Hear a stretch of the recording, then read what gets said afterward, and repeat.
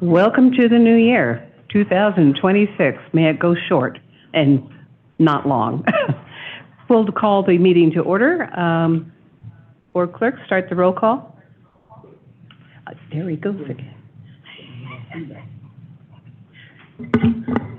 We're opening the Financing Corporation annual meeting first, correct? Yes. We'll just hold here for 1 second. Yeah, sorry. I don't know why I can't do this. It's called the hammer. Yeah. horn button. Pat, you had one job? Yeah. Didn't do it, I failed. It's fine, the tradition lives on. Somebody's sitting down there. Are you ready? Okay.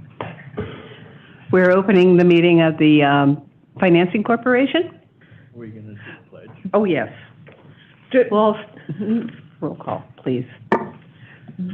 Do you want to salute the flag? Yes. In this meeting, or once we conclude this meeting, we can salute the flag in the regular meeting? Do you mind? No, that would be lovely. Okay. Directors Penn, Dwyer, Anzini, Mansfield, and Day present. General Manager Vandiar, General Counsel Polson, and Board Clerk Sullivan present. Okay. We'll start the meeting of the Financing Corporation. We need to adopt the agenda. Yes. Oh. Doesn't say that here. Okay, well, She hasn't. there's my script. Oh, God. This is not the first time I've done this, but it is the first one of the new year, so I started off wrong. We'll adopt the agenda. May there be a motion. I'll move that we adopt the agenda. I'll second. All those, leave it up to the board clerk. If members of the public would like to address the board on the adoption of today's agenda for the Financing Corp., please refer to the detailed instructions on page 2. President Anzini, it does not appear any members of the public are wishing to speak on the adoption of today's agenda for the Financing Corp., moved by Dwyer and seconded by Mansfield. I believe we're ready for the vote. Okay. All those board members vote. Division 1, 2, 3, 4, and 5 voting aye. Motion carries unanimously. This is an opportunity for public comment. Any members of the public want to make a comment about this agenda item? For items not on today's agenda, members of the public would like to address the board, please refer to the instructions on page 2.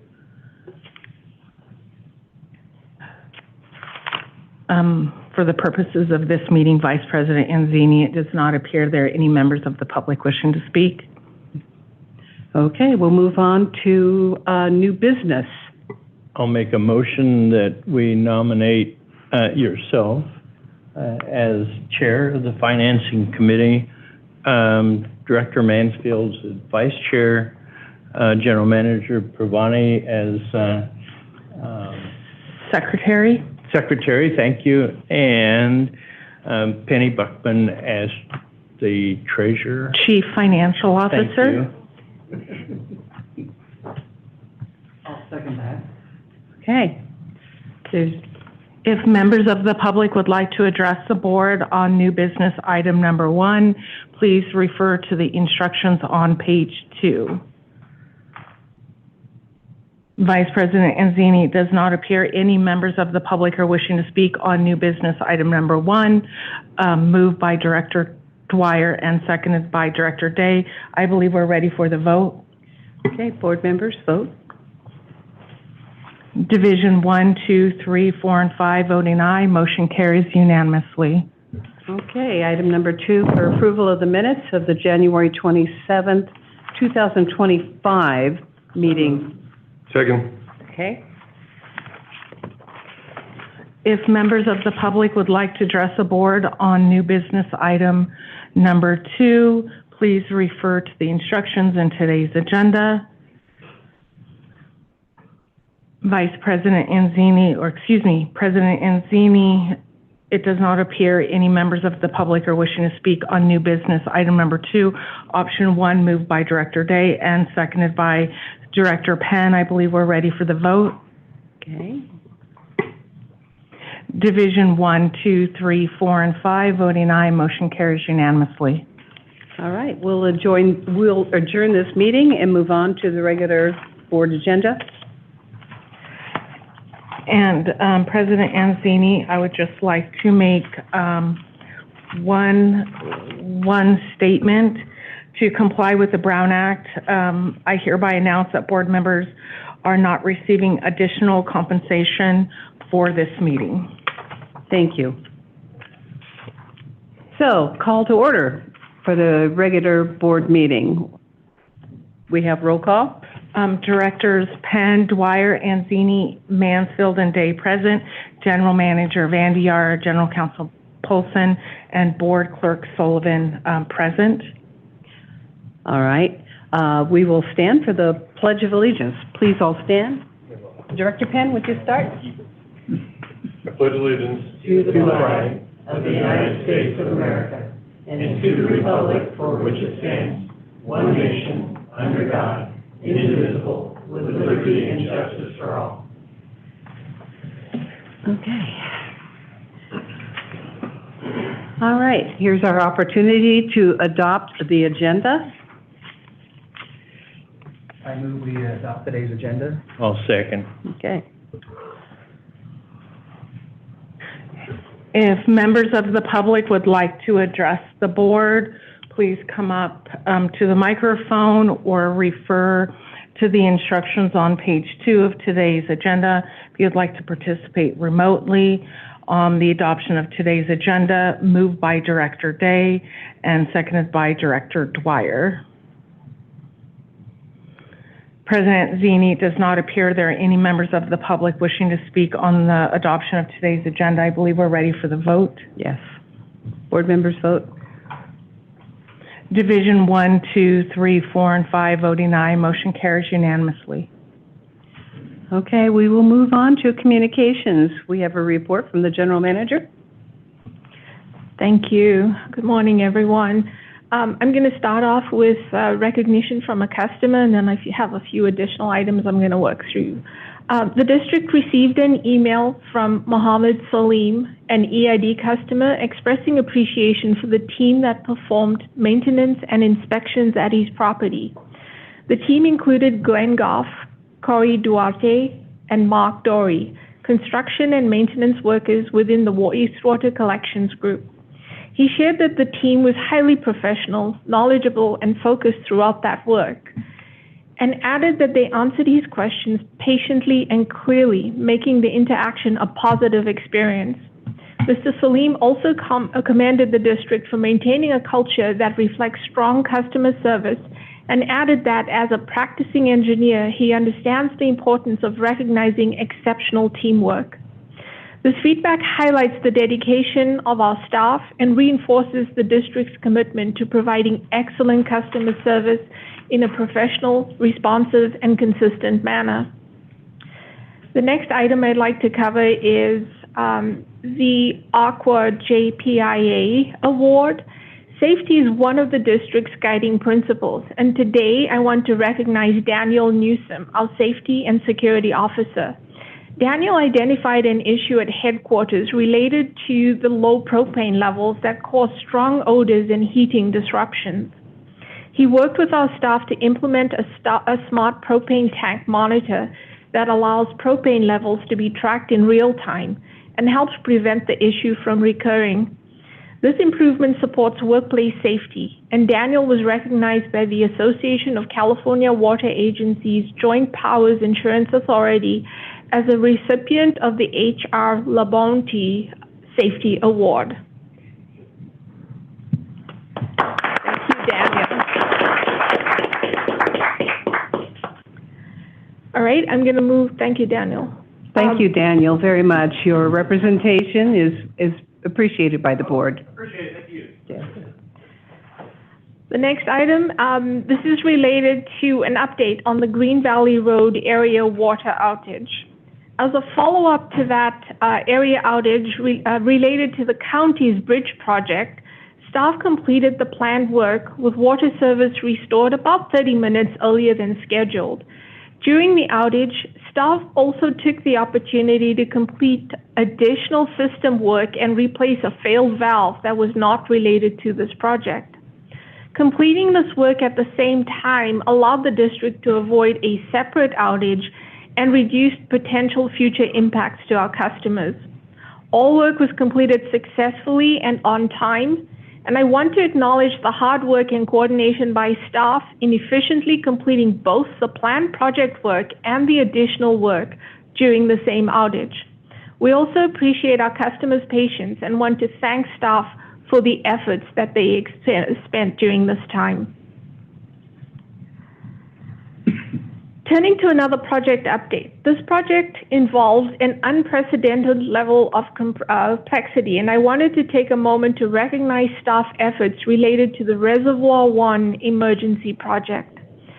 A more detailed update will be provided on this project later in the meeting.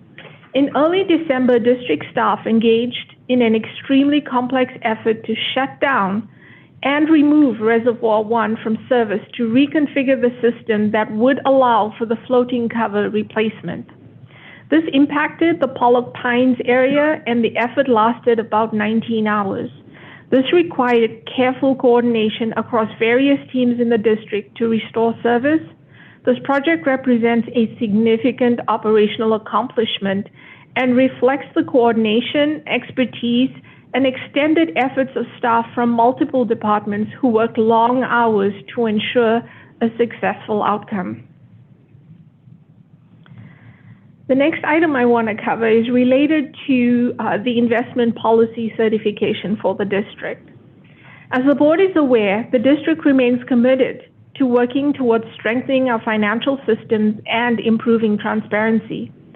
These district-wide efforts focus on reinforcing internal goals, improving reporting, and supporting long-term financial planning to ensure public resources are managed responsibly. An important part of this work is our willingness to have independent experts review our practices and to address feedback when warranted. As part of these ongoing efforts, I'm pleased to share that we have received the California Municipal Treasurers Association Investment Policy Certification. The CMTA is a statewide professional organization that supports public finance officials and promotes best practices in public funds management. This certification recognizes that our investment policy meets state law requirements and aligns with best practices following independent review by CMTA officials. A passing score of 85 or higher is required to receive the certification, and the district received an average score of 95.3. The CMTA press release announcing the certification along with the certificate is included in today's board packet for your reference. Congratulations to our staff for this achievement, and thank you for the hard work that went into strengthening our investment policies and financial practices. As I've previously shared, the district remains committed to accountability, transparency, and financial stewardship. And this recognition reflects the continued effort of staff to strengthen public trust and ensure we continue delivering safe, reliable service to our community now and into the future. Thank you. Thank you very much for your report. Is there another staff report happening here? Item A? That's going to come up later on. Okay. Yeah. It was on here. All right. Thank you. Any comments from the board? Questions? If members of the public would like to address the board, please refer to the instructions in today's agenda. President Anzini, there are no members of the public wishing to speak on the general manager's employee recognition. Okay. Thank you very much. Now we'll go to communications for the general manager. The public comment for items not on the agenda. I'm sorry. Public comment for items not on the agenda. Oh, I'm sorry. We're getting into our groove. I get it. yeah, If members of the public would like to address the board for items not appearing on today's agenda, please refer to page 2.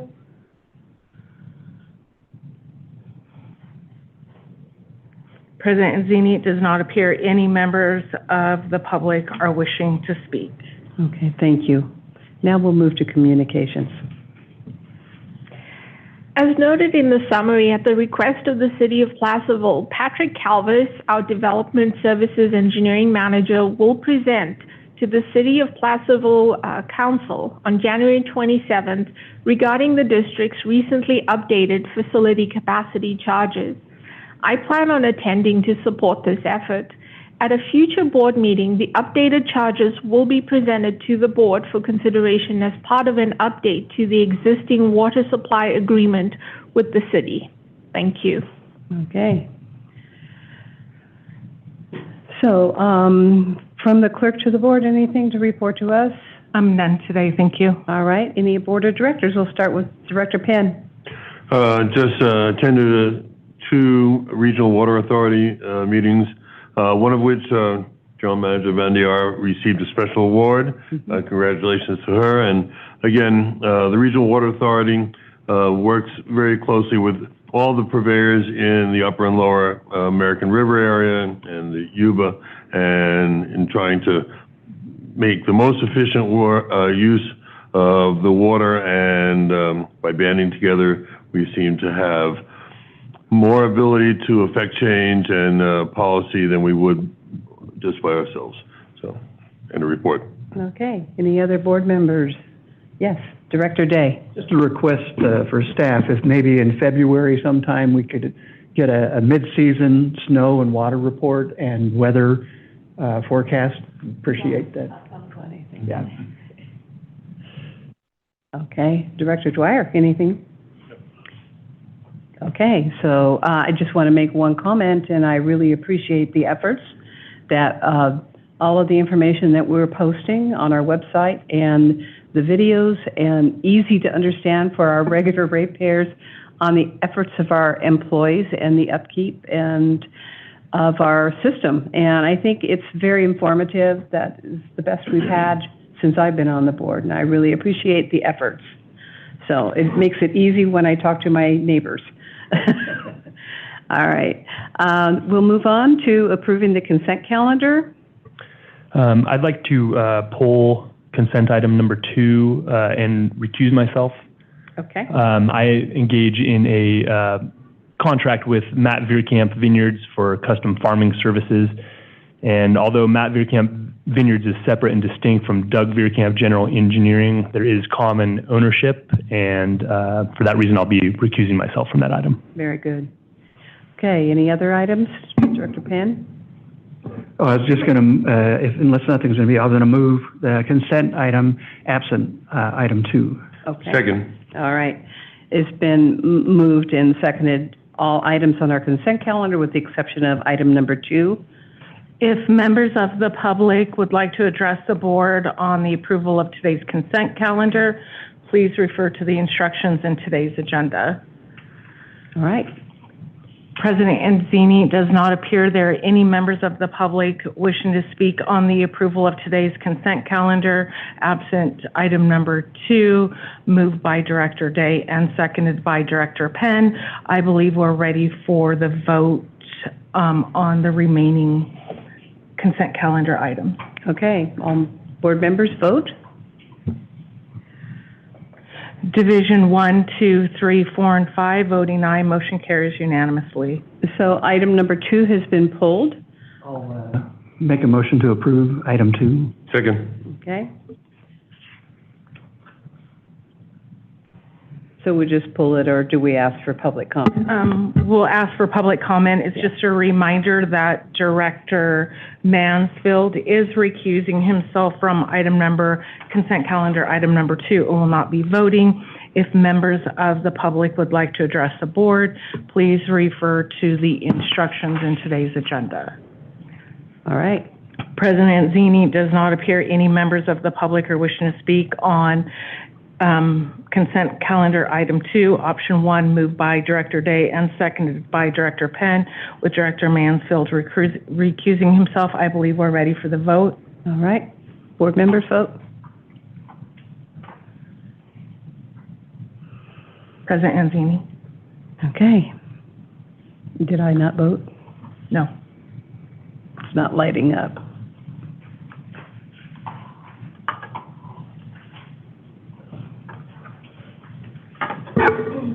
Boop, boop. Yours broken. It must be. If not, we'll do a roll call vote. Reboot. Cables. Nope. Consider the fact that I have voted yes. We'll go ahead and do a roll call. Vote. We'll do a roll call. Thank you.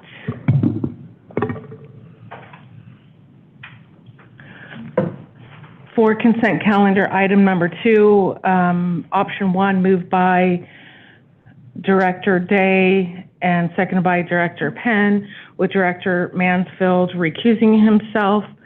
How do you vote? Division 1? Aye. Division 2? Aye. Division 5? Aye. Division 4? Aye. Division I'm your special today. 1, 2, 4, and 5, voting aye. Motion carries. It's called lack of sleep, so. All right. Really celebrated the New Year. Yeah, well, the game too, no. All right, so we'll move on to the end of the consent calendar, and we are going to do something different. We're going to move action item number 9 before information items. This is for the Office of the General Manager.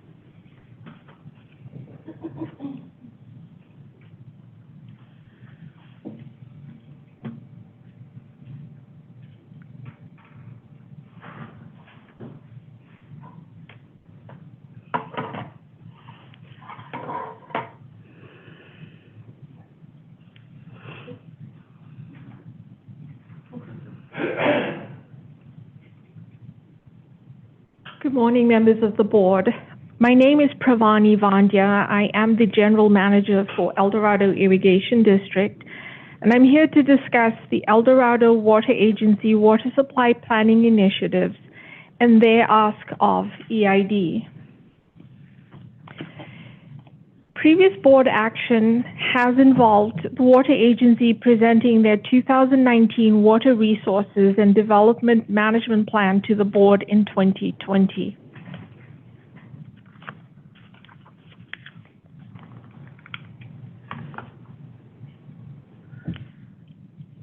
The Water Agency's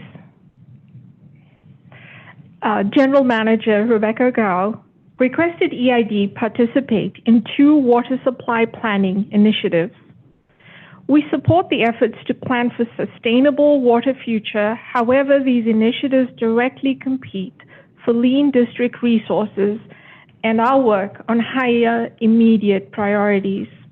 These include our Permit 21112 project that increases diversion points, cost of service analysis that we will be engaging in, emergency capital improvement projects, identification and implementation of new financial software, and development of an asset management plan and program.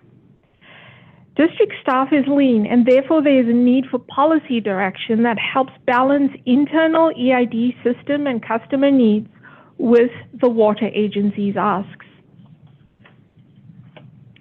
The Water Agency Water Supply Planning Initiatives are the West Slope Blueprint and Master Planning Visioning Project, that is an evaluation of water infrastructure needed to support planned development consistent with the county general plan. It will explore financing and governance options. EID staff support participation with board-provided policy guidance. The Alder Reservoir Appraisal Study will develop an appraisal study for the Alder Creek Reservoir project that is a long-proposed water storage and hydropower concept. EID staff does not recommend including this project in prioritization of long-term supply projects or committing staff resources, except to ensure that district operations are not impacted through this appraisal study. For board consideration is the risk and benefits associated with these initiatives given their history and context of setting the district's priorities for long-term supplies. We ask that you adopt a prioritization of supply projects to ensure participation is guided by the board's policy direction and our customer interests are protected. Priorities should be focused on projects with immediate customer benefits, and we must emphasize that this work is important to work with the water agency, but ensure that the guardrails of district customer interests for now and the future are factored in. Our suggested prioritization to the board is, number one, obtain multiple points of diversion for the permit 21112 water supply. Second, utilize Fazio water. 3, pursue the SMUD agreement drought supply. And 4, pursue the SMUD agreement annual deliveries. Staff recommends against including the Alder Reservoir in the list of priority projects and only allowing staff time to ensure that the proposal does not negatively impact district operations into the future. Pravani, a quick question on that last slide. Do you view this as a checklist kind of punch card? We won't move on to 2 until we finish 1, or are we simultaneously working on all 4 of these items? I think it's always simultaneously working on them. Depending on who you're working with and how you're trying to move things forward, they get different traction. They're going to move at different speed. I'm really saying we would engage in all of these as appropriate at any given time, depending on how the work with other people, because there's a lot of coordination and discussion how that work proceeds. But yes, it's a priority list that we will engage in appropriately as best we can. Could I ask just a little more explanation on the Fazio water? I'm going to look to Brian Polson to help me with that. Thanks, Brian.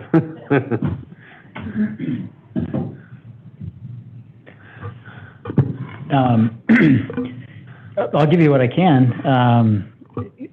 Congress authorized the Bureau of Reclamation to enter into contracts for water supply from its Central Valley Project supplies with entities from the larger Sacramento area, including entities from El Dorado.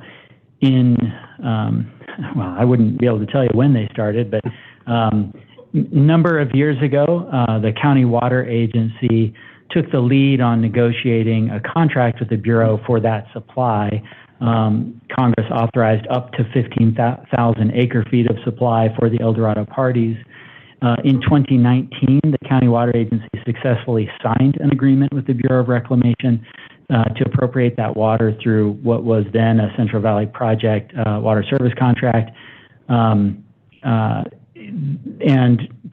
contract remains valid today. EID and the County Water Agency, for EID to take advantage of any of that water, we would have to negotiate with the County Water Agency on, the relevant terms of putting that water to use. So the supply is there. We've not yet engaged in that level of negotiations, but that water supply is identified in the district's long-term water supply management plans. So hopefully that answers your question. Thank you.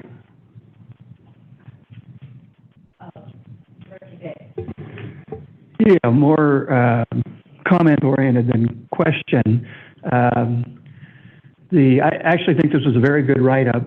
I think it's good to review and memorialize our history of this, the permit application and the project with the water agency. it's interesting looking at the timeline, because when I got on board in 2013 and was in EDWAPA, which at the time was a joint powers agency between the Board of Supervisors and EID, and at the time the application was already something like 9 years old, and but the word from the agency general manager at the time was, oh, we're just a couple years away from applying. We're going to get our ducks in a row. We're going to do it, and we just need to pay some more consultants and lawyers some stuff. And anyhow, that was 2013, and then years and years and years have passed. And an old former supervisor, no longer on the board, made a comment which at the time seemed rather rude. He said, well, I think this is just a project to generate revenue for the consultants and lawyers. And everybody was, oh, wow, that's kind of a rude thing to say. But as time has continued on and no progress has been made, it makes me wonder. I do think this prioritization list is excellent. I support it. And I hope we can work with the water agency and find common ground. One of the things that's important to me, and I think would be important to EID and to our customers, would be to have permanent representation on the water agency. I mean, we deal with water every day, every week, every month, and many supervisors have very little to no experience, Brian Veerkamp being the exception, with dealing with water and the intricacies of it through our state. I think it would help the water agency to have 2 permanent EID board members on the agency. The supervisors would still have the majority and still have control, but I think they would benefit from our expertise. And so I hope we can work with them and find common ground on all these issues, but also that one as well. Thank you. We have to be careful about continuing making comments and not asking questions when there's not a first and a second on the floor. In that case, I'll move option 1. And for the record, option 1 is establish a long-term vision for water supply projects by prioritizing potential projects that can immediately benefit El Dorado County residents as follows. 1, obtain multiple points of diversion for the permit 21112 water supply. 2, utilize Fazio water. 3, pursue the SMUD agreement drought supply. And 4, pursue the SMUD agreement annual deliveries, and direct district staff to participate in the El Dorado Water Agency's current water supply planning initiatives consistent with these priorities. Staff is recommending option 1. I'll second Director Day's motion with perhaps an addition, if agreeable. I believe the board composition at the water agency is defined by state legislation. So it may not be immediately possible to change that composition, but perhaps if district staff was ever considering withdrawing from the West Slope blueprint or similar plenaries, I would like the board to at least be notified of that contemplation, perhaps in a memo, not necessarily an informational item. And if that's agreeable, then I'll second the motion. I concur. And if I could say, I agree with that. And the prioritization as given by the board would dictate that it comes back to the board if we were not to continue with the prioritization list and participating in the West Slope study. Is that direction of staff, or is that something you'd like included in the motion? We could make that a staff direction. I think General Manager Pravani understands the reasons behind it. Okay, Director Dwyer, comments? Yes, I think it's really important that we move forward with our relationship with the water agency and participate in all of the planning for the future of the county. And I think it's important for us to keep that relationship going. And plan carefully so that we don't alienate any of our other partners in the process. Okay. Do you have a comment, Mr. Ken? Consistent with, Director Dwyer, our agency our district as the purveyor of the majority of water in the county, and the water agency's mission in terms of planning and ensuring that we have long-term supply. Again, the relationship is so important, and we need to do whatever we can to work cooperatively to protect and serve the people of the county of El Dorado. And we just need to keep working at it. We have somewhat different missions, but they overlap, and just got to do everything we can to work effectively together. Okay, before I ask us to vote, I have a comment, and this has been an issue since I became a board member, simply because there seemed to be a different view on both sides regarding the county water board versus our mission, which is supplying water to our customers. I think it's really important that blending of information across the water agency versus EID is significant. We are one of the largest ones in the county, and people need to understand that South Lake Tahoe is a smaller use, but they have full-time board membership, and there are shifting representations from other smaller water agencies. So was concerned on being shut out of information, but that's been dissolved. That's an issue where we want to move forward. We have different management on both sides. We have different staff, and we have different policy thoughts. And so it's really important in the state of the issues of water that we move forward on this. And I appreciate the efforts of bringing everybody together. Thank you, Edwa, as we want to call you. And thank you, staff and general manager, for working these details out. So with that, I will ask the board members to vote. Oh, you have a comment? No, public comment. Oh, public comment. Yes, if members of the public would like to comment on action item number 9, please come up to the microphone or refer to the instructions in today's agenda. Great.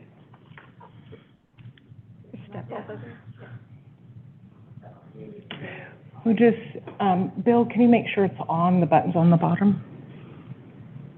Got to press and hold.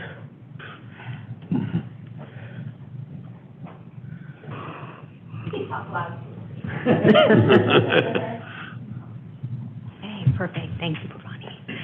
Good morning, honorable members of the board.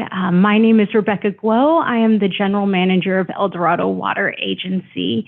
As many of you know, El Dorado Water Agency is a countywide water agency. We were created by legislation because they realized that individual entities alone can't solve a large countywide issue. And so we work with large purveyors such as EID. We work with small water systems. There's 136 of them in the county, over 6,000 domestic wells. We also partner with U.S. Forest Service and local RCD, Resource Conservation District, and non-profit agencies, because a lot of our land, about half of it, is Forest Service owned, right, federally owned. And so we consider anything from water supply, water quality, forest health, stormwater, flooding, reuse, the whole gamut of it. So we have a very wide, long-term planning, and all of our work is based on the adopted general plan when we look at future water needs or demand growths and how do we support that.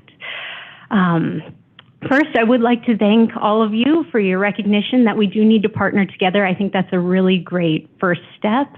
And I would like the board to be able to know that we do have a history of working ongoing and past together beyond the projects that were mentioned today, such as we have our countywide water plan that was first mentioned, our last board action that we had in 2020 with you. We had large participation and dedicated participation from staff and EID.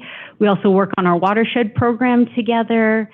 I know that we also have our American River Watershed Network, Information Network, and so that's the monitoring station. So we do work with your staff on that to identify what are some needs to make sure that we understand what's the precipitation, water, right? There's changing climates here, and so how do we make sure that we have the data we need as a county to be able to make smart water use decisions? And even from public outreach, right, we have a joint booth at Farm Day. And so I do hope that, I do appreciate the recognition and the past contributions of staff. And I hope that this continues and that even with this board action, it really focuses on water supply, your portfolio only. I do hope that that doesn't preclude you from being able to continue to work with us on all these other initiatives because we are a larger water resources planning agency and not just water supply only. In terms of the blueprint and watershed master plan, just a little bit more information on them, right? The water master plan, it looks at validating the long-term infrastructure needs to deliver water. It doesn't focus on supply. It looks at the entire water supply portfolio and how to maximize that to meet existing and planned growth.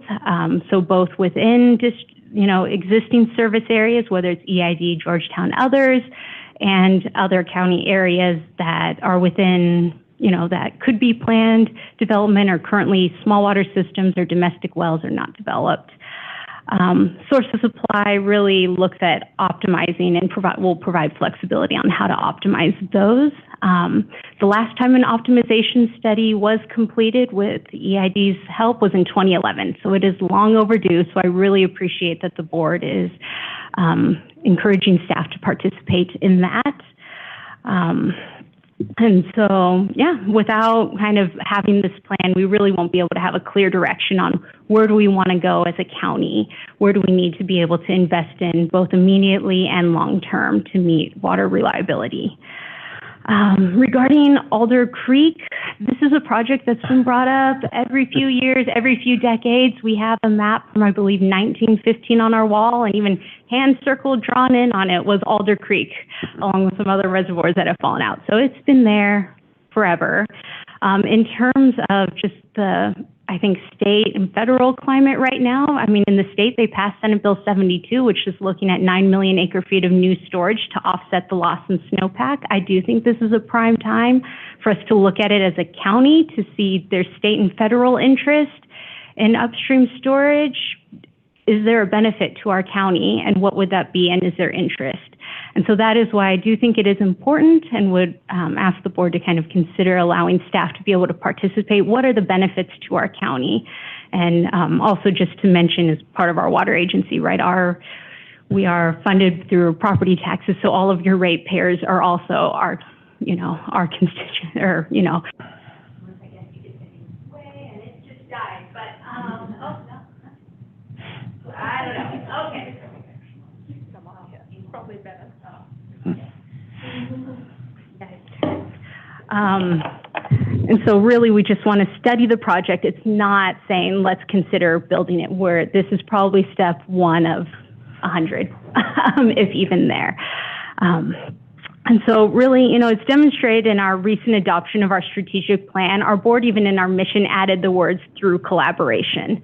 So this is something that it's not just me personally that really wants, but our board as a whole entity desires collaboration, whether it's with the purveyors, you all, any of our partners. And so really that's something that I come here today to strive and reiterate to you that we do want to commit and work together with you. I think it better benefits our county residents, which includes your ratepayers and beyond, and really helps us to identify how we could improve our water resources reliability. And that includes, right, what's the necessity of projects, the timing, the rollout, and the public messaging. I think by us working together, we could have more of a united front versus taking individual staff's time from our respective agencies, studying projects on our own, and then trying to reconcile them. That's not a great use of any of our money or time or messaging. And so, what can we do if we refuse to work together? I think that would be a big travesty. And so I hope we could overcome that. And so I appreciate this action item. Right, as mentioned, both of our agencies have newer general managers. I don't like to dwell on the past, so let's just kind of move forward without dwelling on that. So And just a little bit of information on when we are requesting EID staff participation on that, what is the level of effort? It is not by any means taking even a full or part-time position. You know, with the blueprint effort, it's a couple of meetings, 4, 6 meetings a year that we would like EID staff to participate in. And in addition to our other partners that will be on there, normally we have, 10 to 20 different folks from different agencies working with us on these initiatives. And so they come to the meetings. We try to limit any homework or outside review because we are cognizant of it. And as always, and what we've done in the past with other agencies, if staff are really busy and can't attend a group meeting, even though I think those are great for everyone to be together, I do schedule, or our staff schedules, individual meetings to really be able to just make sure everyone's up to speed. So we do try very, very hard to accommodate everyone's schedule and to not be a burden. So we're willing to work with EID and General Manager Vandy R to understand and see what's best for EID staff to still make sure that their opinions and voices are heard and that we could really work together collaboratively. Quick question, Rebecca. And am I correct that after this calendar year, 2026, EID's board seat will rotate off of EDWA's board, correct? No. There will still be a seat in 27? No, Director Dwyer, you're on your 3rd year, right? Second year. Okay. I thought it was only 2 years. It's only 2 years. Is it? I believe it's every 4 years. Okay, I could be wrong, but I just, in case it becomes a staff-to-staff relationship, I just wanted to put an exclamation point next to that I do think it's important to pursue this staff-to-staff relationship. Yeah, and like with the other agencies that rotate on and off, they are always welcome to attend all of our board meetings. They are open to the public, and that does not preclude their voices from being heard. They also are always welcome to reach out to me individually. We still partner with them, right? Georgetown Divide, we have some work with them that's ongoing also. So, and regarding, I think it's 4 years, but I think regarding the board, that's not on the agenda, so I really don't want to use my public comment time to talk about that, but maybe I could talk with, General Manager Vandy R about that offline at a more appropriate time. But I think in regards to the option, I would like the board to consider potentially modifying option 1 slightly. I have, because I know reading it out loud is a little bit difficult, but sorry, thank you. If you want to pass it out, if not, I will read it. Just slight wording. I didn't include the prioritization because that is a district priority, so that could be a different sentence associated with that. Is that enough for Mr. Paulson to have one? Okay. And it's to support, do you need one? Okay. Yeah. Okay. Am I allowed to walk over? Sorry, I'm not sure if I'm allowed to walk. Okay. It's to support a long-term vision for water resources planning that could benefit El Dorado County residents. To direct district staff to participate in El Dorado Water Agency's water resources planning initiatives consistent with the district's priorities. And as I mentioned, the district priorities, you could set that. I didn't want to write that. And so really the big changes, I think, are to clarify that this is water resources planning. It's not just water supply. As mentioned, I really want to make sure that the other initiatives that we've already been working successfully with staff on, that they're still able to continue to work on that. And also, because we are long-term vision, sometimes immediate benefits can't happen. And so that is why I struck that word and recommend striking that from there. And so those are really the two kind of changes, is that water resources, making sure it's broad, and then the removing of immediate. And then the priorities are as written. I didn't touch them. Well, since I made the motion, I appreciate the sentiment. I don't feel the need to memorialize it in the motion. I think General Manager Pravani will leave it to her discretion to manage that. I think we need to be very careful with using our resources. We're already budgeted tightly as things are, and I think an occasional consultation probably is practical, but we have to be careful, and I think it's best if we leave that up to the general manager. Any other comments about it? More public comment, maybe?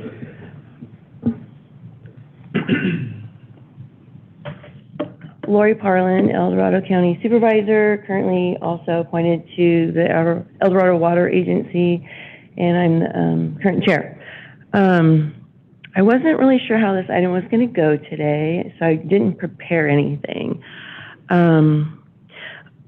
I just want to point out, I think that in my mind, words matter. Words really matter.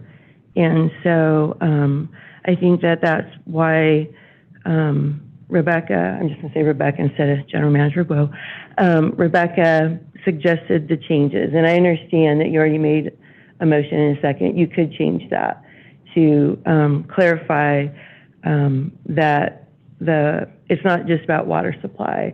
The water agency has huge countywide responsibilities, and EID is a part of it. And I actually brought a copy of the water agency's recent 2026-2030 strategic plan, and in it, have you guys all seen it? I know Director Dwyer has, because he was integral in helping us craft this. But it even shows some of the documents that the water agency's been working on in the last several years, and EID staff has been an integral part of this because it is all about planning for the future. So another thing that I wanted to point out about the strategic plan with the water agency is Director Dwyer and former EID Director Veerkamp, who is now on the water agency board again, and the county supervisor, made it very clear that collaboration has to be a huge part of what we all do. And so it's throughout this, I noticed it's all over here in your mission, code of conduct, collaboration. So I just want to ask that in the future we be careful with our words. I read the staff report. I felt there was a tone that when you're talking about the history of something, to let people know about a timeline, perhaps it wasn't necessary to write it in such a way. I would say that anyone could write something and put a lot of unnecessary undertones to it that just keep dredging up the past. And many of us were very excited that we have 2 new general managers on our agencies, and that we could, of course, understand the past, but move forward in a positive, collaborative manner. So I don't know what else to say. I hope you would reconsider changing your motion, modifying it so that it's a little bit broader and in the spirit of what we're all trying to do. I'm hoping that, I know everybody is strapped with their staff resources. We all are. But we're trying to do good things, and we're trying to do it well. And we want to do it together. So I'm also going to ask that maybe perhaps, I know until I was appointed to the water agency, I didn't really understand what the water agency did. And maybe since some of you directors haven't been on this EID board forever, you might ask that Rebecca come and just give a water agency 101 to help really understand the purpose of it, what the legislators intended. I think that would be really helpful for everyone. There's nuances there that you just don't understand. A lot of the things that we do as representatives for our communities are, there's a lot of nuances, and maybe you would appreciate that opportunity to hear a presentation and then ask really good questions. So something to consider, and I hope we all move forward together. You know, in the spirit Thank of you. participation, by the way, I do want to give props to your new general manager, to Rebecca, for her outreach, and I think that's a big improvement. We can't help but talk about the past because you learn from history. Yes. And but I do want to give her compliment her on her outreach, and in the spirit of cooperation, I will, if my second will agree, I'll add this as an additional. And Jennifer, you can help me, but I'll add to my motion that EID support a long-term vision for water resources planning that can benefit El Dorado County residents, direct the general manager to utilize staff in participating in the El Dorado Water Agency's water resources planning initiatives consistent with the district's priorities and at the general manager's discretion. Does that make sense? If I could just make a comment, I appreciate that, and I appreciate Supervisor Pollin's comment. I want to be clear, the only thing we were talking about was the 2 projects that the general manager from the water agency reached out on for participation. I wasn't talking about everything that the water agency does. So my intent is not to change any other work we're already doing. The focus was on those 2 projects, which are related to supply, and there's a lot of work that the water agency does. I think if we were to go into all of those details, probably would be a much bigger proposal. So I just want to be clear that today's item was nuanced to those 2 projects and the request that we had discussed, and not intended to include everything that the water agency does. Consistent with both the general manager from the water agency and myself, we've been meeting since, I believe it was my first week on the job. We've been meeting consistently, and we will continue to do that and continue to have conversations and figure out how we're going to work together. The ask was a challenge, and I was upfront with Rebecca at the time. We have a lot that we're trying to do, and so making sure that staff participation made sense. And it's not okay to say we're going to participate, but we're not really engaged. That is not fair to EID customers. So I just wanted to be sure that if we're going to say that we're going to participate in something, we're going to give it the resources and the time that it needs, which is why this item came, and the ask of the board to give us policy in terms of those priorities. It's not meant to touch on anything else that we're currently working with the water agency on, the other resource planning aspects of it. So I just want to make sure the distinction is clear. Which is my concern, because this is a broad statement, and but I'm trying to figure out a way to work with you guys, and so maybe some feedback from my fellow board members, some suggestions. You know, I mean, I'm comfortable doing it, but do we need to do it? Or are we just comfortable with direction to staff? Where do we stand with the motion right now as modified? Well, he didn't move and modify the motion, and there was no second. It was something that he mentioned. He would like to modify his motion. He can say that at this point, but I think it was something that he was tossing around. Is that not correct? Yeah. So the motion on the table right now is option 1, moved by Director Day and seconded by Director Mans.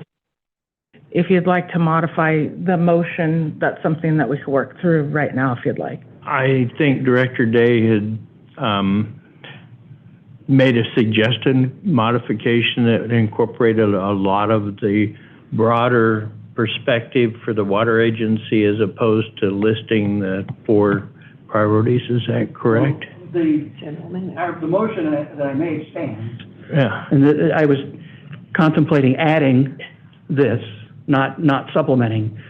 So, but it's the, I mean, Yeah, I think that's, I guess it's not a, and I'm just being honest, being out loud, it's not a big deal. I could go word for word for this because it's still going to ultimately be up to the general manager of what resources she does. And so, you know, my second is comfortable, I'll add this as written with the understanding that it is applying to the two specific planning projects that we're discussing today. So Jennifer, would you like me to read it out loud, make a formal motion?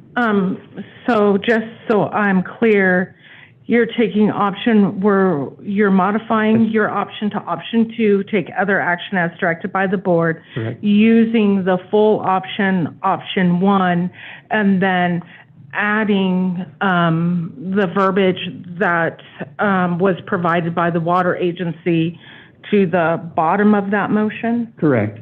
And then with the direction to staff that it's subject to the general manager's discretion and use of staff time. And just as a side comment, before we continue commenting.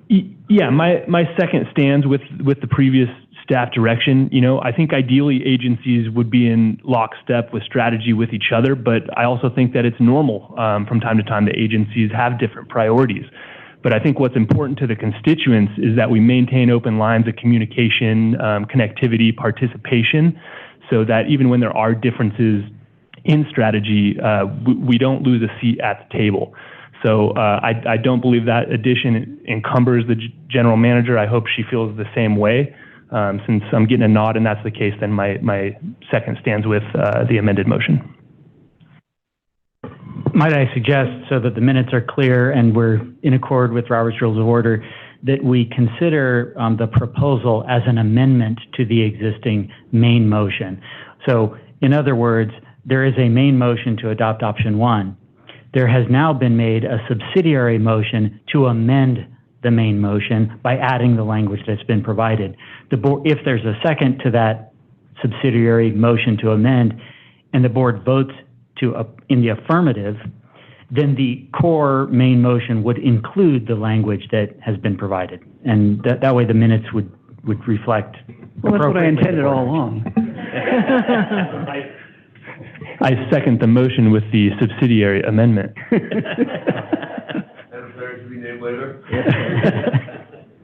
So are we clear with that? So the board should vote on the motion to amend, and then if it's affirmed, then the board would separately vote on the motion on the table, the main motion.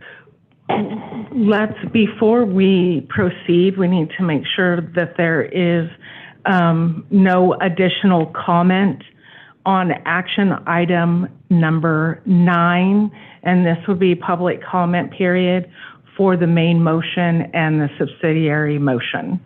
Members of the public, step up to the microphone or refer to the instructions on page 2.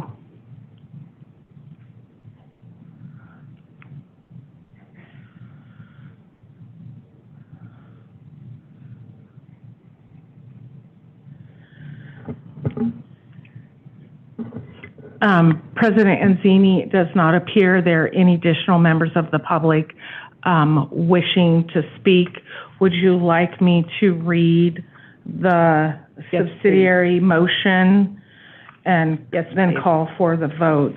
The subsidiary motion would be to add to the main motion to support a long-term vision for water resources planning that can benefit El Dorado County residents, direct district staff to participate in El Dorado Water Agency's water resources planning initiatives consistent with the district's priority, subject to the general manager's discretion. Thank you. Would you like me to call for the vote? Yes, please. How do you vote? Division 1? Aye. Division 2? Aye. Division 3? Aye. Division 5? Aye. Division 4? Aye. Division 1, 2, 3, 4, and 5 voting aye. Motion carries unanimously. Are you prepared for me to call the vote for the main motion? Yes. The main motion is option 1, moved by Director Day and seconded by Director Mansfield. Establish a long-term vision for water supply projects by prioritizing potential projects that can immediately benefit El Dorado County residents as follows. 1, obtain multiple points of diversion for the permit 21112 water supply. 2, utilize Fazio water. 3, pursue the SMUD agreement drought supply. And 4, pursue the SMUD agreement annual deliveries and direct staff to participate in El Dorado Water Agency's current water supply planning initiatives consistent with these priorities. Would you like me to call the vote? Yes. How do you vote? Division 1? Aye. Division 2? Aye. Division 3? Aye. Division 5? Aye. Division 4? Aye. Division 1, 2, 3, 4, and 5, voting aye. Motion carries unanimously. Okay. Are you happy with that? Thank you, and let's keep the spirit of cooperation growing. So, absolutely. Thank you.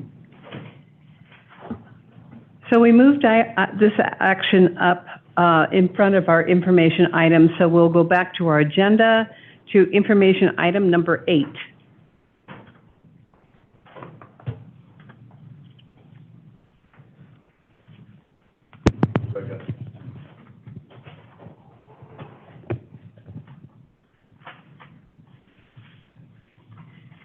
While I'm thinking about it, Ryan, could you give us, through a memo or something, an update on how the water agencies, our representation and the other water agencies' representation, how that works?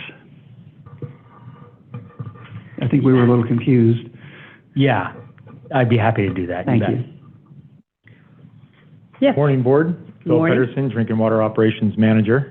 I'm here today to provide you an update for the water service line project, replacement project.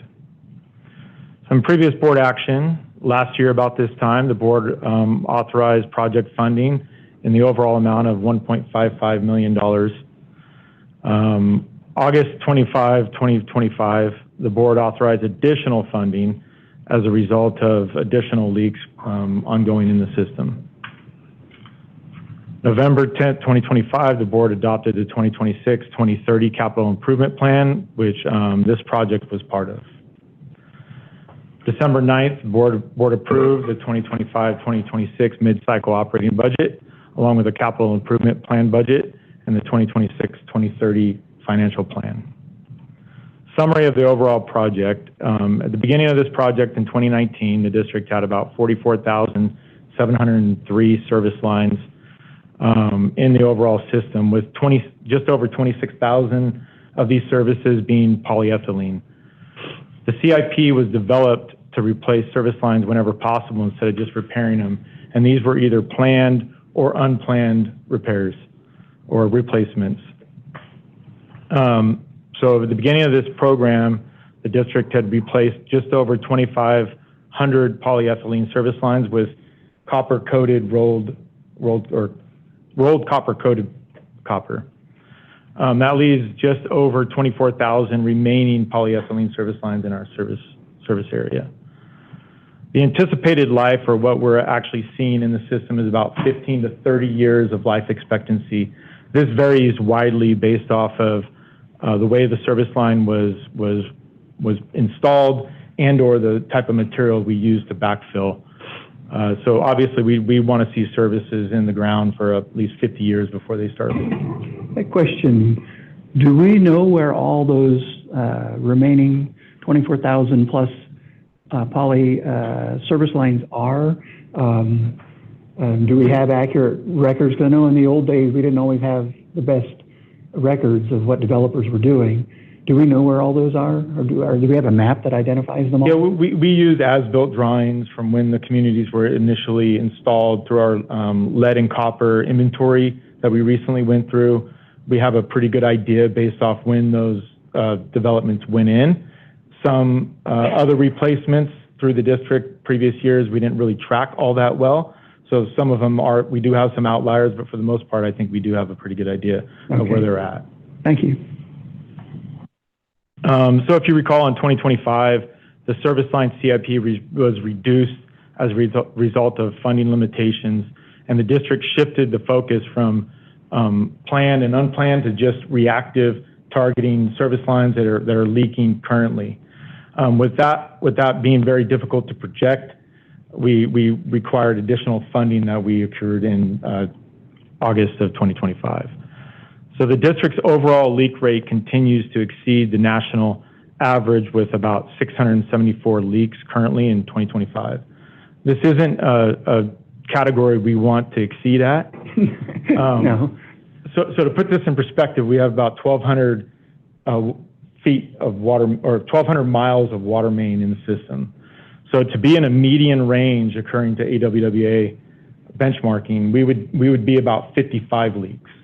So we're way beyond that. Yeah. These leaks can be main leaks, line breaks, service line leaks, curb stop leaks, meter leaks, just hydrant leaks, variety of different leaks, but the reality is that's kind of where we're at today.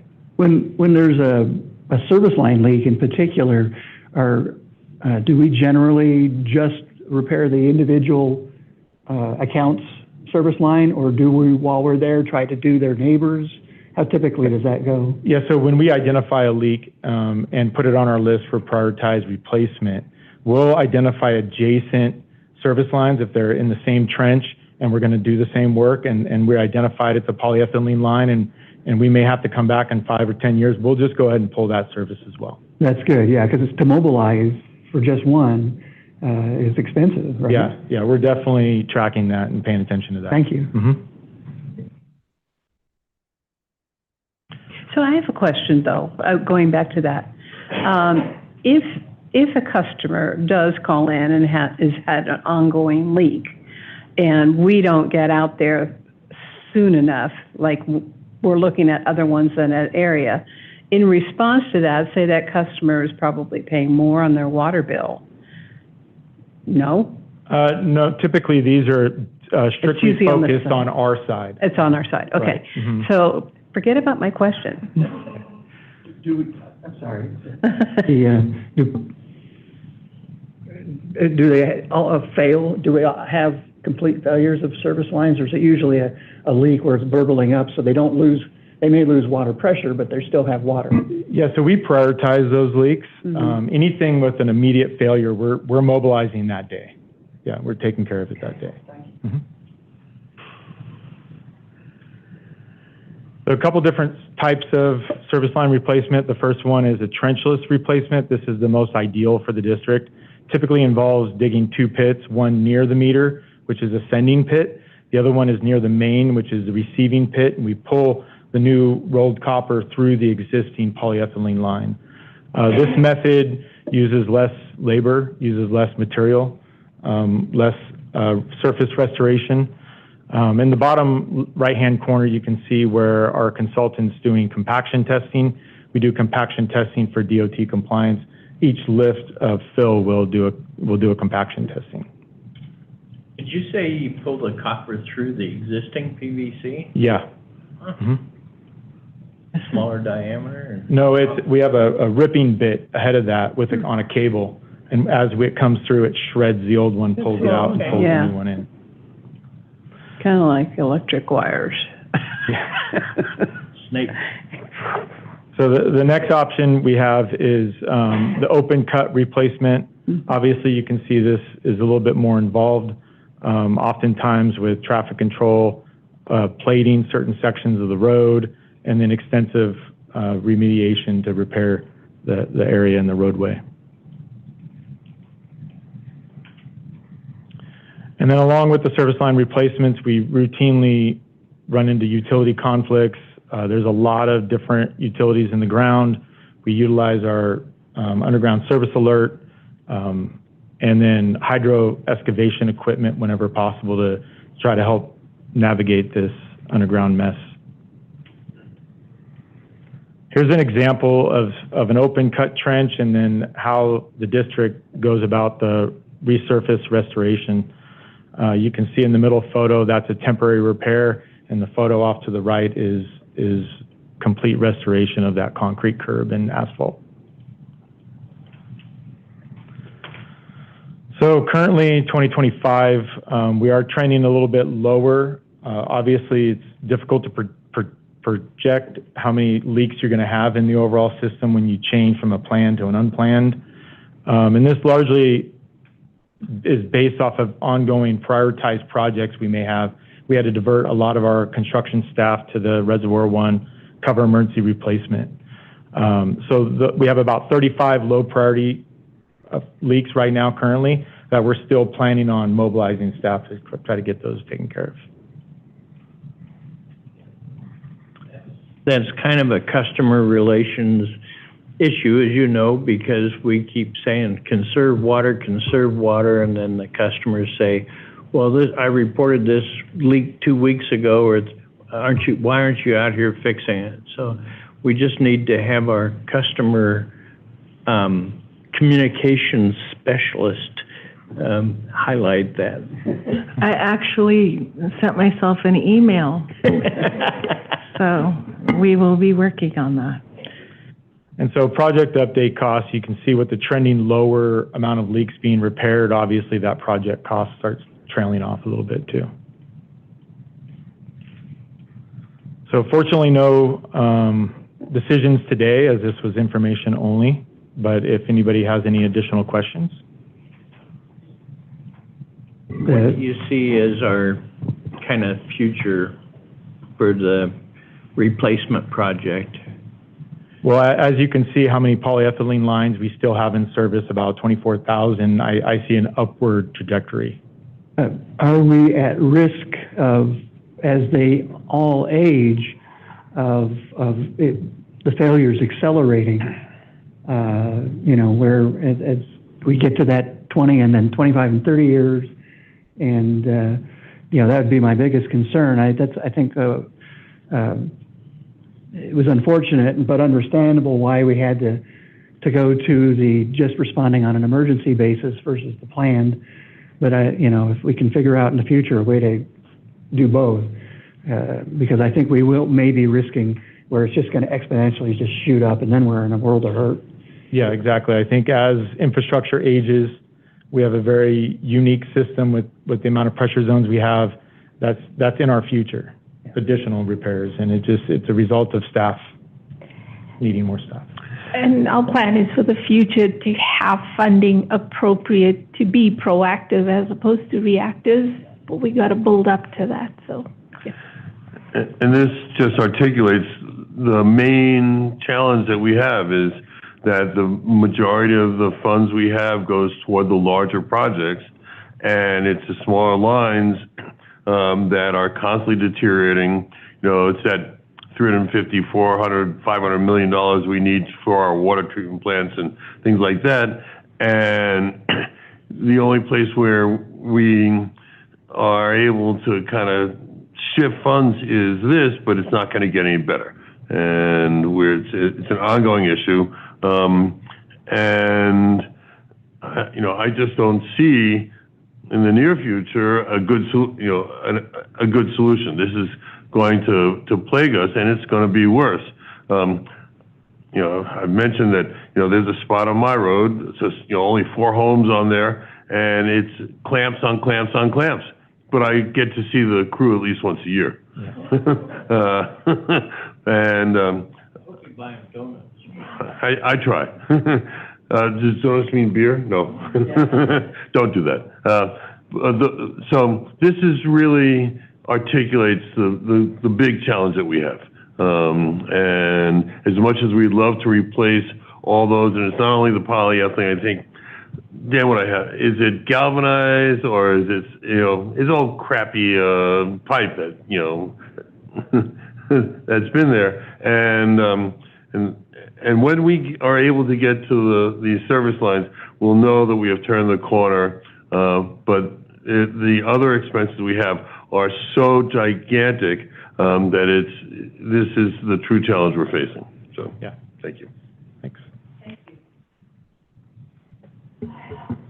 All right. If members of the public would like to address the board on information item number 8, please refer to the detailed instructions in today's agenda.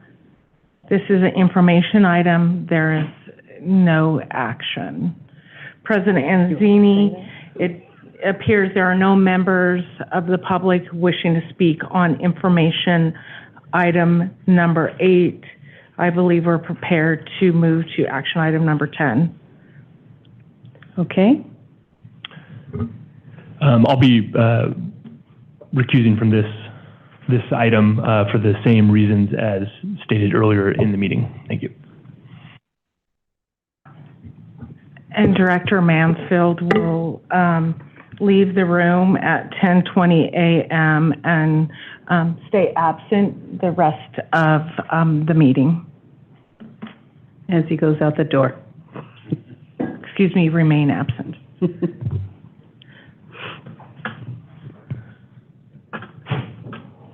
Sorry. Okay. No worries.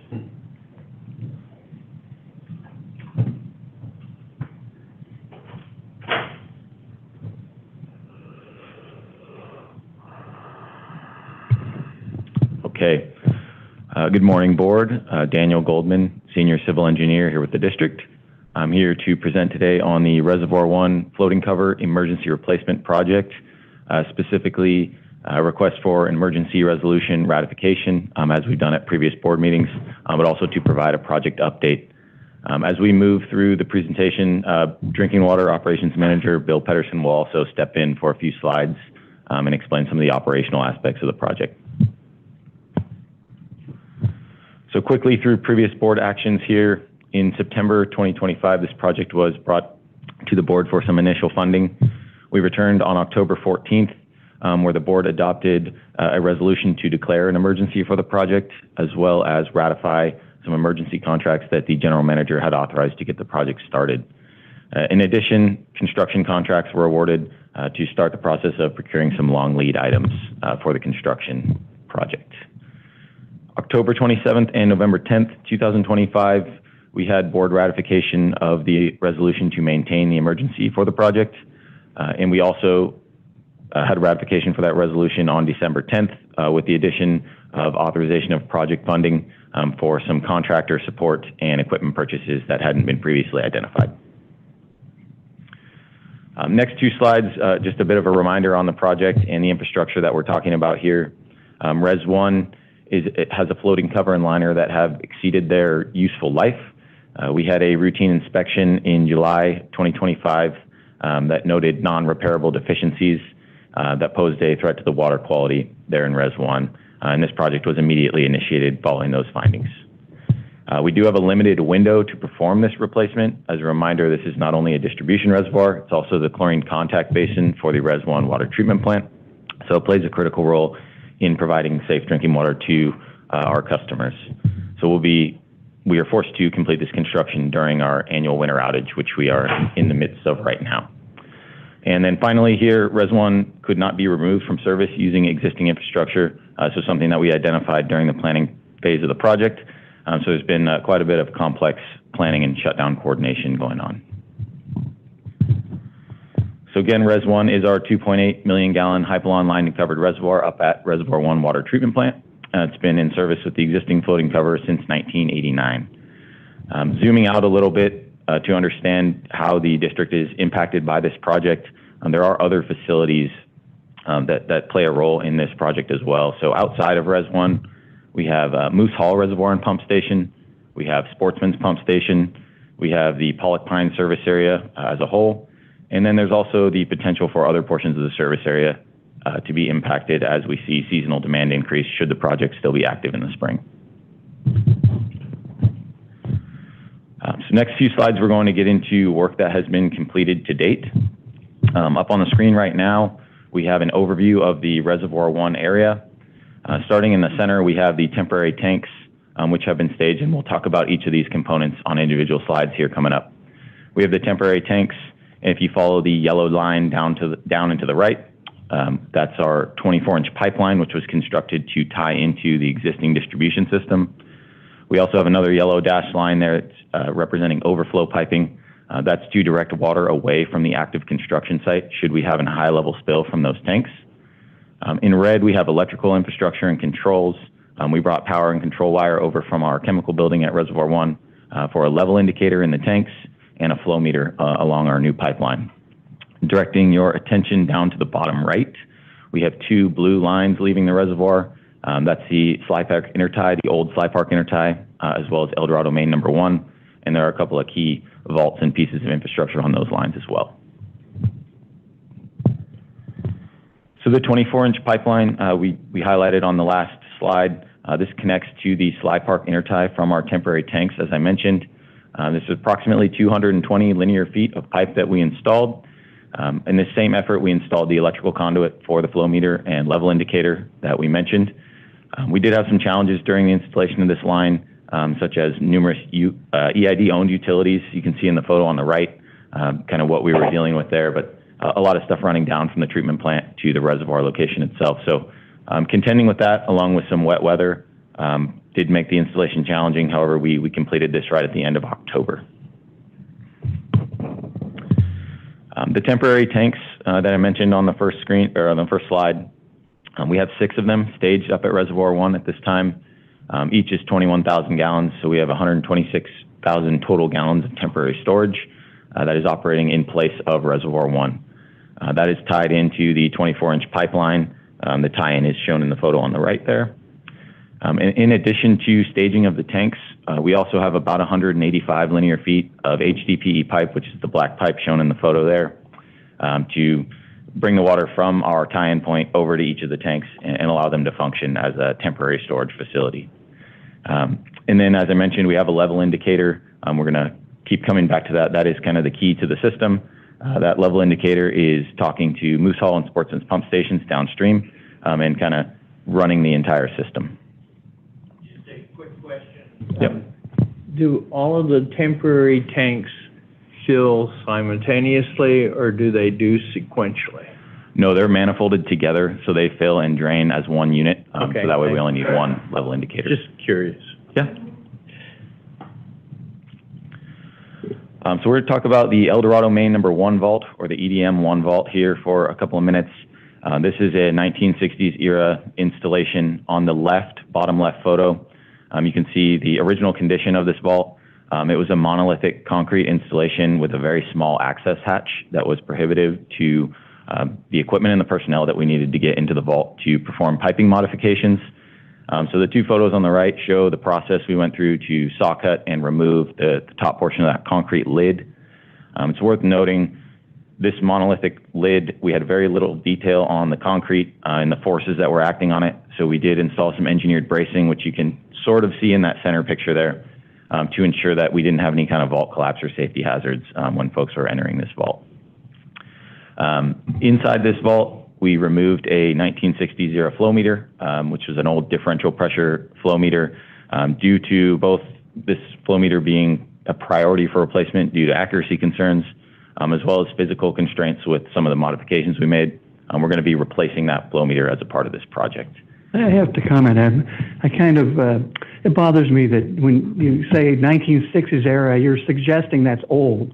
It really bothers me, so. Yeah, I don't have a response for that one.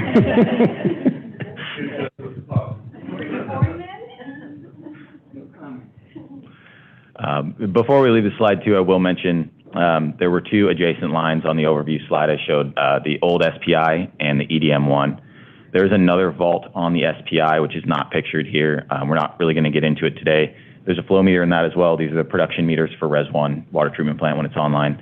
We're still working through the planning of how we're going to replace or reinstall that insertion meter as well. So we'll bring another update on that at a later date. So zooming out a bit further here, we have a summary of the infrastructure that we currently have in place. Everything you see in red is new for the project or modified. Everything in blue is existing system components.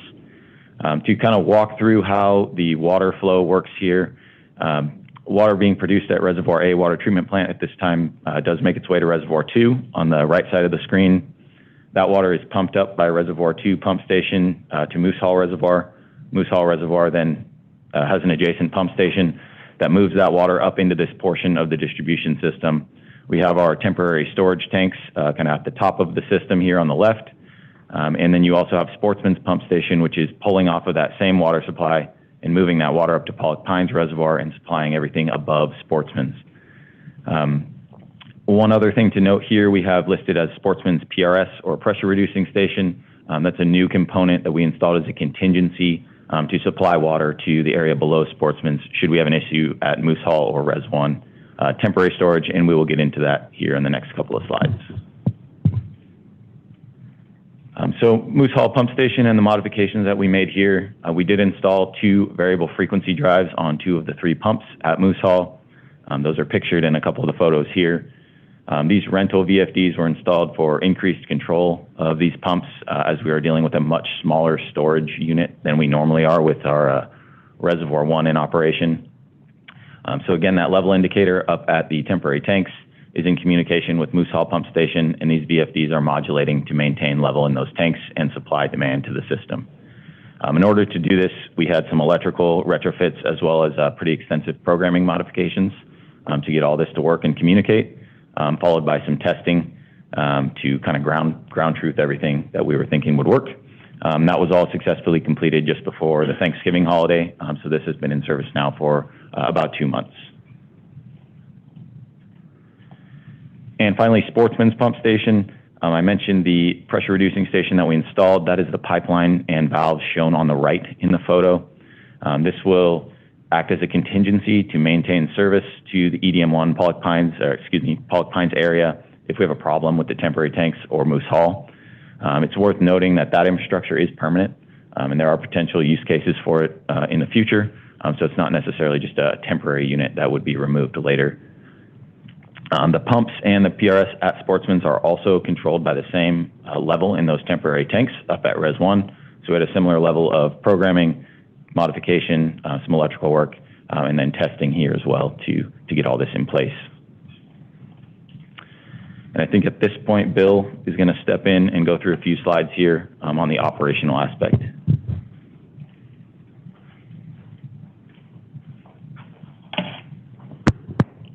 Hello again, Board. Bill Pedersen, Drinking Water Operations Manager.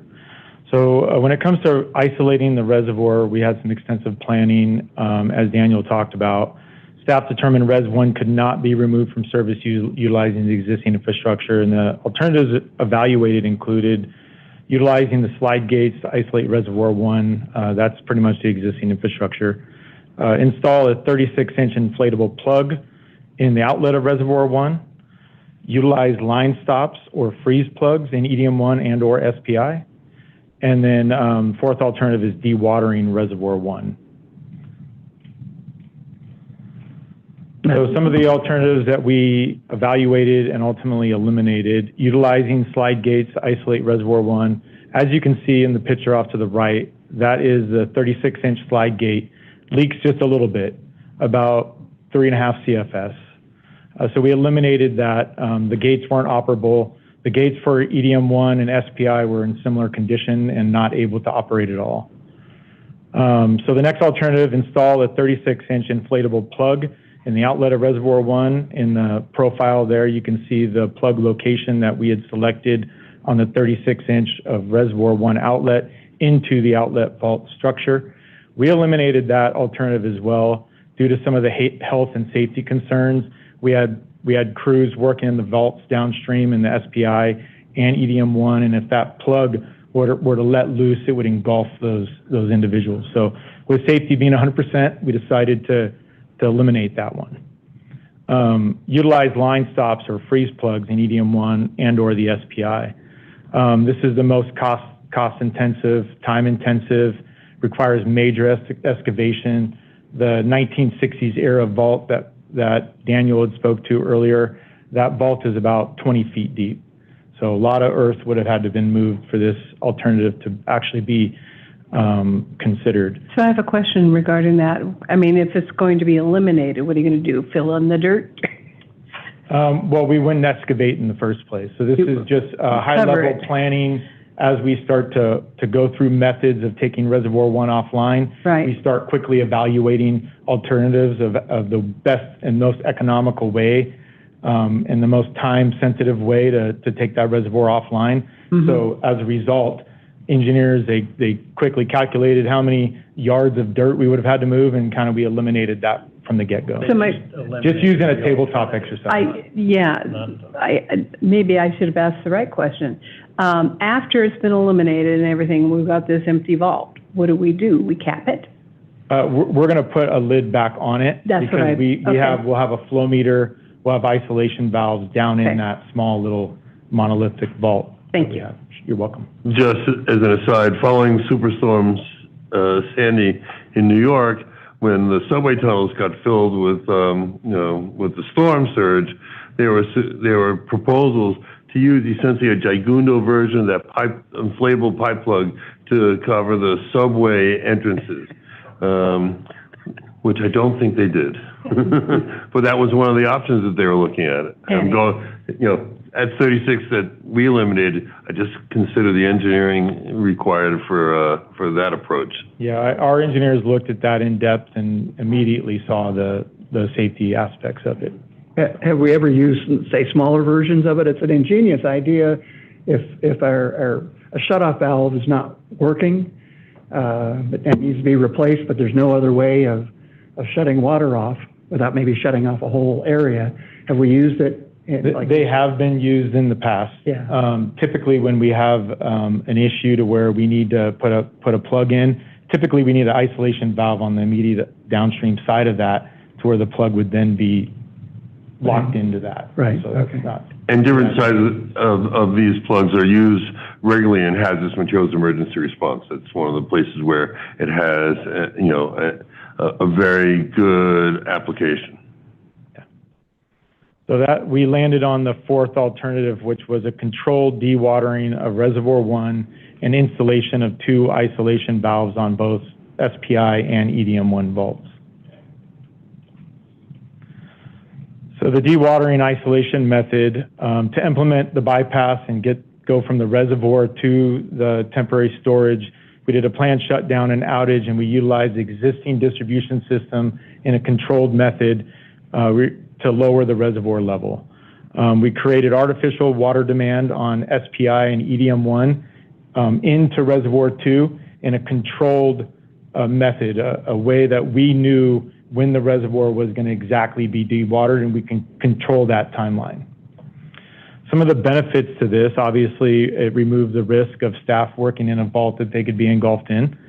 It also limited the risk of damage to existing infrastructure by any excavation around that pipe or cutting into that pipe and installing a line stop.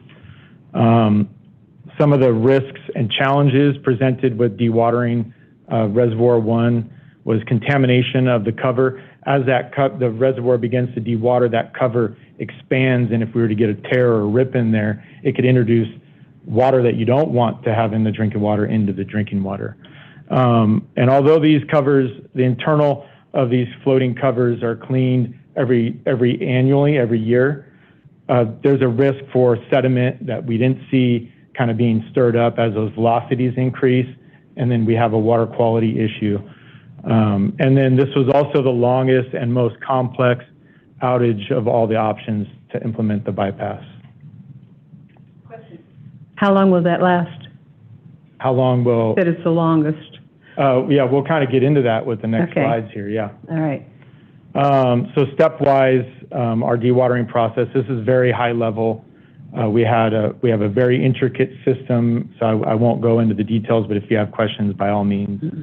So with dewatering the SPI initially to install the isolation valve, we utilized the design to help us in those efforts. So if I can draw your attention to the profile off to the right, as you can see in that distribution outlet vault, the SPI, the 30-inch line, is about 6 feet higher than EDM1. So these two lines are connected in the distribution system downstream. Our first step was to isolate these two lines and put all the customers on EDM1 so that we could dewater down to the SPI. The crews could do their work, install the valve. We would then use the Moose Hall pumps to pressurize and cut over to the bypass system while EDM1 and 842 customers were still in water while this work was being transposed. Once we were over on the SPI, we would continue dewatering Reservoir 1 utilizing EDM1. Once we got down to a level to where the reservoir was almost empty, we then did some work in the distribution system to reinitialize water and provide water to EDM1 using the SPI. That kept about 800 people in water and impacted only about 42 customers. So following the overall dewatering of EDM1, that's where 42 customers were without water, while we did extensive work in that tiny little 1960s era vault to install, weld on a flange and install an isolation valve. So part of the pre-planning efforts was very extensive. It wasn't a regulatory obligation for us to reach out to Division of Drinking Water. However, due to the consequence of failure here and maintaining a strong partnership with Division of Drinking Water, we reached out to them to talk about this project, give them an overview of the project, and as a result, we had approval of our sampling and disinfection plan and specific emergency action plans in the event things don't go the way that we plan. A lot of those plans are already existing within our emergency response plans. But however, we wanted to make sure we communicate those efforts with the state. We also coordinated public notification in the event. Again, things didn't go the way that we wanted to. This is emergency public notification that would require language in the event to be approved by Division of Drinking Water. So we wanted to work with them, let them know what was going on so that we don't blindside them in the event everything goes wrong. We also wanted to get concurrence on our dewatering and our shutdown plan. Obviously, we're dewatering a major reservoir, and as a result, that controlled dewatering, we wanted to kind of let them know exactly what was happening and who still would be in water. And then we continue to maintain those open communication lines with weekly updates. Division of Drinking Water scheduled this Thursday to come visit the project site. We also communicated with the fire department. We gave them a map of all the hydrants that are impacted, the border of that event, and then which hydrants would remain in service during this project. In the unlikely event there was a fire, they knew exactly what they needed to do and how they needed to respond. Public outreach, very important. Engineering sent out project mailers to everyone in a radius of the project so that they knew what the project timelines were, what type of equipment was going to be on site, and kind of what to expect during the duration of the project. We also sent notification to impacted customers. This notification included text message, email, phone calls, and then also notification on our website. We sent a reminder 48 hours prior to the shutdown. Due to the timeline of the shutdown, we wanted people to be able to prepare for this as much as possible. And then the internal communication was just as extensive. We had multiple meetings on our shutdown, development of standard operating procedures, as well as contingency plans in the event things don't go the way that we're expecting them to. Everyone is under the same understanding of what to do in those circumstances. So the initial notification map looked a little bit like this. Actually, it didn't look like this. We sent this outage notification to 842 customers, and we notified them of the potential in the event things didn't go the way that we wanted them to, 8 a.m. to 9 p.m. And this was really planned as a maximum potential of the affected area. Ultimately, because things went exactly according to plan, we only affected 42 customers in this service area. And this service outage was from 12 p.m. to 9 p.m. So I'll invite Daniel back up here to go over the next steps of the project and fill you in. Any additional questions on my end? No? Okay. Perfect, and just a couple more slides here. So we'll just talk briefly about next steps. So next steps are the replacement of the cover and liner. The contractor actually mobilized on January 5th, so a week ago, a bit ahead of schedule, which is good to see. They'll be working through the final stages of demolition this week and then moving on to installation of the new liner and cover materials for the next 6 to 8 weeks, depending on weather. We do expect Reservoir 1 to be operational by mid-March. One more in there. No, it's okay. And then just looking ahead at upcoming board meetings, we are planning to come back on January 26th with a consent item that we're finalizing at this time, which will end up just being a project funding request. Reasons are listed here. We have some underground and electrical work that wasn't captured in the original scope of the project. Just the general contractor's proposal came in very early in the design phase of the project, so there were some details that weren't captured there. I also talked about replacement of that flow meter in the EDM1 vault, so the cost associated with procuring that meter and the fittings needed to install it will be coming on that item as well. And finally, some geotechnical support for a brief evaluation of the subgrade as we move through construction. And so board options here, option 1 is just ratify resolution number 2025-039 to maintain the emergency declaration for the Reservoir 1 floating cover emergency replacement project, project number 25040.01. Move on. Second. The motion has been moved.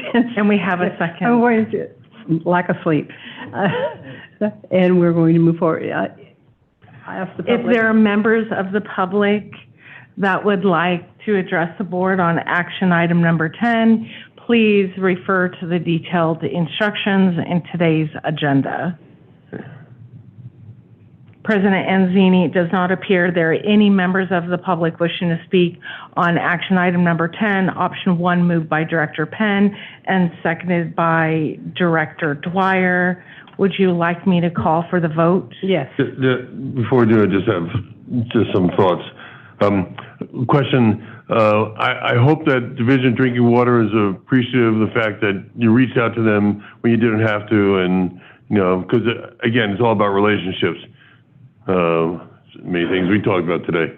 Yeah, from my experience, I think our regulator, Austin Peterson, is great to work with, and he's probably a little upset that he gave me his personal cell phone number because I'm calling him on a regular basis. No. But they definitely appreciate the close collaboration, and we have similar interests at heart here. So. Right. Okay. And you know, I know that whole transition from when Division of Drinking Water came over from Public Health to the Water Board, there was a number of years of transition with their resident engineers, and I just encourage that you know, the cultivation of that relationship. Yeah. Yes. I'd just like to add my appreciation to the staff and the engineer. Looks like a very well-planned, complicated, high-risk project that could have affected many, many, many customers, and I think you've done a superb job. So thank you all very much. Yeah, like you said, we can't really do it alone. It's really a team effort.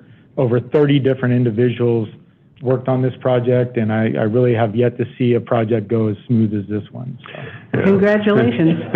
I mean, we'll circle back in the spring. I mean, one of the Talk to us April 1st. One of the notes that I had here is, you know, in so many organizations, just different parts of the organization don't integrate and work well together, and it's just clear that engineering and operations, you know, work a concerted effort to make sure that each of their resources were brought to bear on this.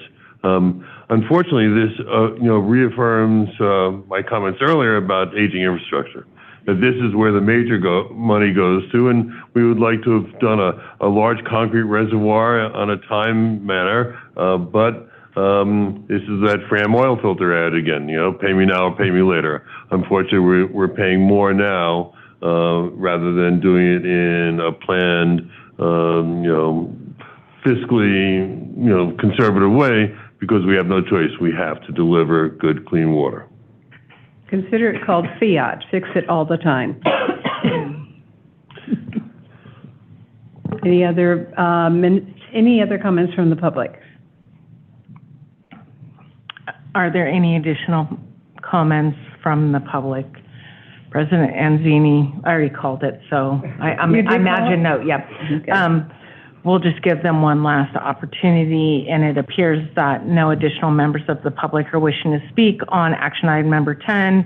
Option 1, moved by Director Penn and seconded by Director Dwyer, with a reminder that Director Mansfield has recused himself from this item and left the room. Are you ready for me to call for the vote? Yes, we are.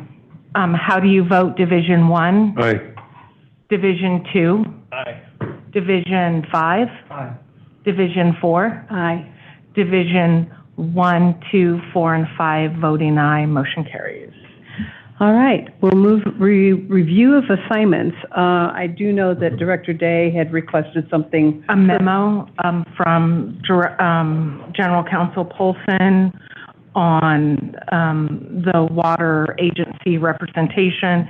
The other direction to staff was ultimately included in option 9, so it does not appear there is any additional direction to staff. The weather and Right, I was just going to ask. Sorry, yes, that and Justin, We are no Jordan gave longer you in a a thumbs drought, up, yeah. so Okay, according to the. I have that. a few weeks. Thank you. So I consider this meeting adjourned until January 27th. Right. 10:51 a.m. and our next board meeting is the 26th.